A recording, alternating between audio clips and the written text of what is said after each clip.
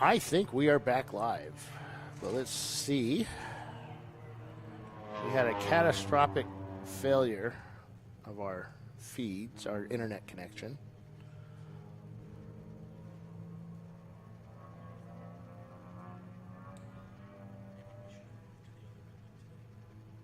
No, I think it was something else. Oh, yep, shows that we're live.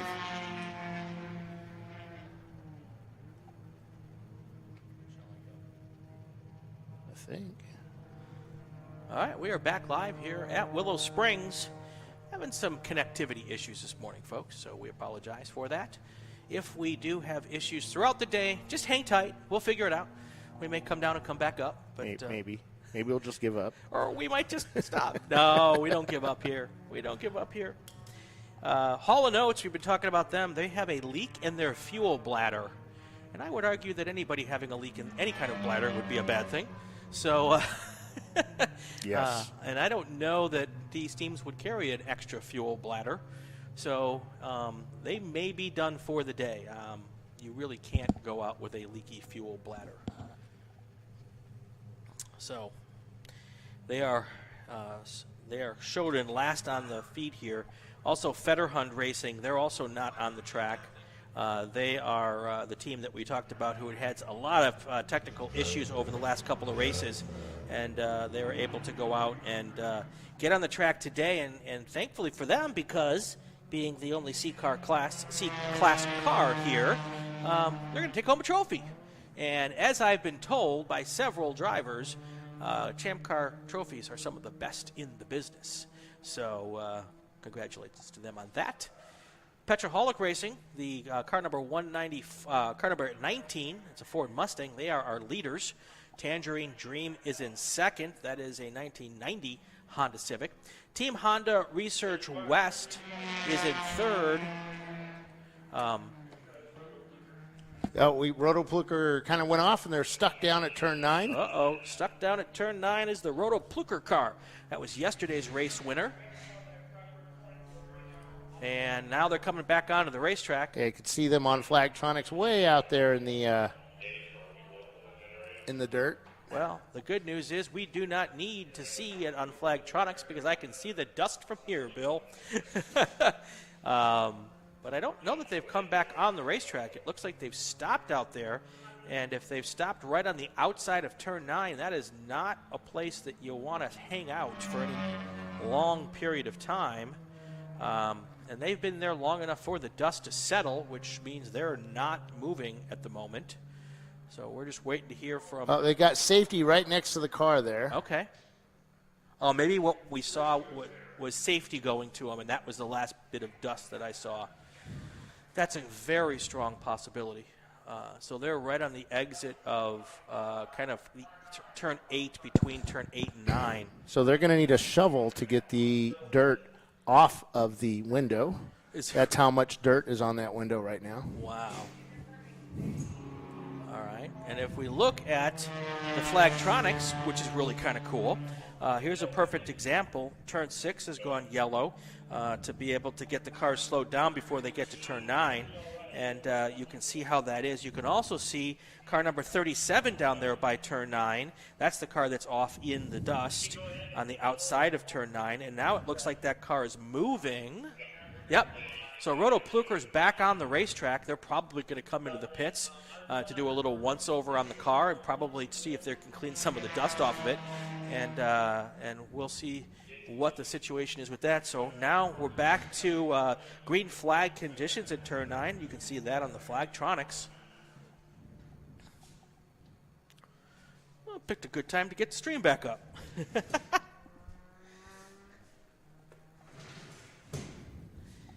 So all of the gains that Roto Plucker made by making up the first of the 3 laps that they needed to have now been lost. And they may actually go down a 4th lap here, depending on what may need to be done on that car before they go back out, if they can. So currently that car is still on pit lane being checked. And the good news is 53 minutes into the race, I would probably, well, now I see the cars moving again, so maybe they're not going to refuel. They were just going to do a check and get back. They might have just shoveled off the dirt off the window. Yeah. A lot of these guys use the Perspex, not Perspex, I'm in England again. Uh-oh. The Lexan or Yes. polycarbonate windows, and that they get a little static clingy. it's very staticky. That was the yeah. word I was looking for. Yep. And it just sucks the every sand grain within 5 miles onto the window. Right. All right, so there is that Roto Nope, Plucker? that's the school team. Yeah, that's a Renegade Motorsports Yep. leaving pit lane right now.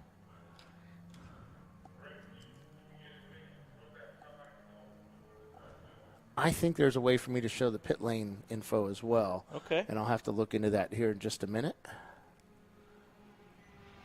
I'm trying to do something here.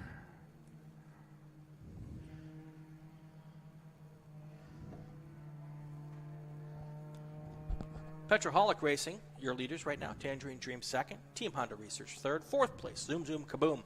Roto Plucker Racing is in fifth, but they're still on pit lane, waiting to see how long it's going to take them to get things figured out and back out there. Renegade Motorsports, they're going to be possibly the big winner here from this off and on from Roto Plucker. They could be able to make up a little bit of time here and take over that fifth place spot, depending on how long Roto Plucker sits in the pits here. Fetterhund Racing still off the track. I bet you, Bill, they've called it a day with all the problems they've had. That's the suspicion that I have. But good for them. They got out there and not at a complete waste of time to make the trip out here from Arizona. No. It's good. It's good for them. Yeah. Gosh, that must have hurt, though, when you go all the way to Daytona and only run a lap or two before you go kaboom.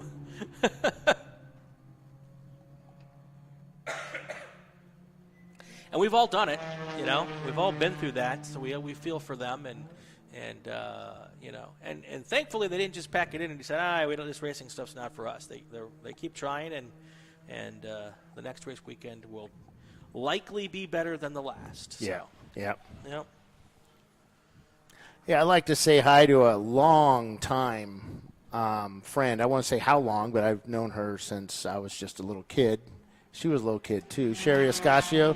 She's down in L.A. She tried to take her son out to a car show this past weekend. Her son's not very mobile. He was in a car crash and has some major issues. So she was trying to. He loved cars. Right. Tried to take her to a car show yesterday, and there was nowhere for her to park and no accessibility, and she was pretty upset about that. And so I said, come out here, but it's like 2.5 hours away for her to drive, and right now it's pretty pricey to do that. But I'm going to plan it a little better next year and get her and her son Justin out here to take a look at our racing, and it'll be fun. Justin's a good guy, and but yeah, he loves cars.